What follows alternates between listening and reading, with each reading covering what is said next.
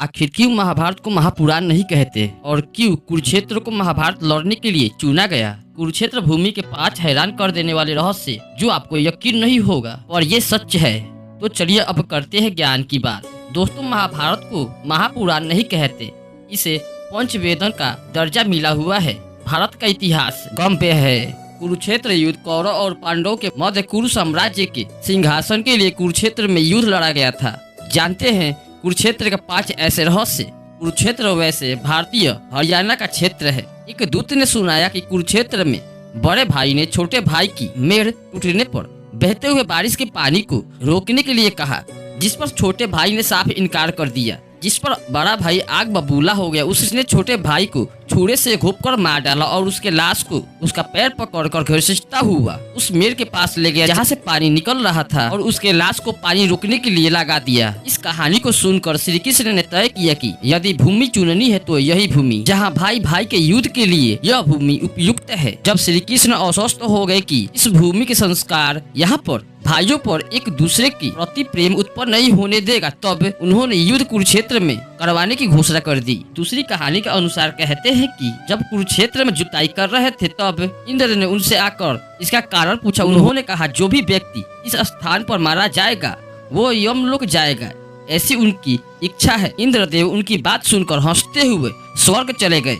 ऐसा अनेकों बार हुआ। इंद्र ने अन्य देवताओं को भी यह बात बताई। इंद्र ने अन्य देवताओं से कहा, यदि संभव हो तो उरुन को अपने पक्ष में कर लो। तब इंद्रदेव ने उरु के पास जाकर कहा कि कोई भी पशु पक्षी या मनुष्य निराहार रहकर युद्ध करेगा और वो इसी स्थान पर मारा जाएगा तो वह स्वर्ग की भागी होगा। ये बात भीष्म, कृष्ण आदि सभी जानते थे।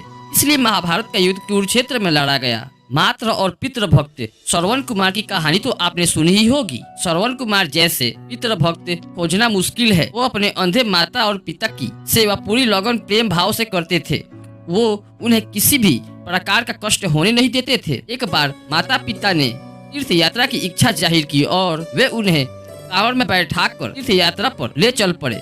बहुत से तीर्थ यात्रा कराने के बाद एक दिन अचानक उनके मन में ये भाव आया कि माता पिता को पैदल क्यों न चलाया जाए। उन्होंने कांवड़ जमीन पर रख दिया और पैदल चलने के लिए कहा। अंधे माता पिता पैदल चलने लगे और साथ में ये भी कहा कि बेटा, इस भूमि को जितना जल्दी हो सके उतना जल्दी पार कर लेना चाहिए। और वो तेजी से चलने लगे। जब वो भूमि निकल गई तब श्रवण कुमार को माता पिता के साथ इस तरह का व्यवहार करने पर बहुत पछतावा हुआ। उसने पैर पर गिरकर क्षमा मांगी और फिर से दोनों को कांवड़ में बैठा लिया। उनके अंधे पिता ने कहा, पुत्र, इसमें तुम्हारा कोई दोष नहीं है। उस भूमि पर किसी समय मैं नामक एक असुर रहता था। उसने जन्मते ही अपने माता पिता को मार दिया था। उसी के संस्कार उस भूमि में अभी तक बने हुए हैं। इसलिए उस क्षेत्र से गुजरने पर तुम्हें ऐसी बुद्धि सूझी। महाभारत के वन पर्व के अनुसार कुरुक्षेत्र के सभी लोग पाप मुक्त हो जाते हैं और ऐसा कहा जाता है कि जो भी उस क्षेत्र में जाएगा वो वहीं पर निवास करेगा। यहाँ तक कि उड़ी हुई धूल के कण पापी को परम पद देते हैं। नारद पुराण में बताया गया है कि यहाँ ग्रहों के नक्षत्र तारागणों को काल गति से नीचे गिरने का भ्रम है, परंतु वह जो कुरुक्षेत्र में मरते हैं वो पुनः पृथ्वी पर नहीं गिरते, अर्थात वे पुनः जन्म नहीं लेते। भागवत गीता के प्रथम श्लोक में कुरुक्षेत्र को धर्म क्षेत्र कहा गया है और यहाँ एक विशाल तालाब है जिस निर्माण महाभारत काल में ही हुआ था। यहाँ पर ज्योतिषक स्थान है जहाँ पर श्री कृष्ण ने गीता का उपदेश दिया था। दोस्तों, अगर आपको ये जानकारी अच्छी लगी हो तो वीडियो को लाइक एंड चैनल को सब्सक्राइब करें, क्योंकि आपको ऐसा वीडियो हमेशा मिलता ही रहेगा। धन्यवाद।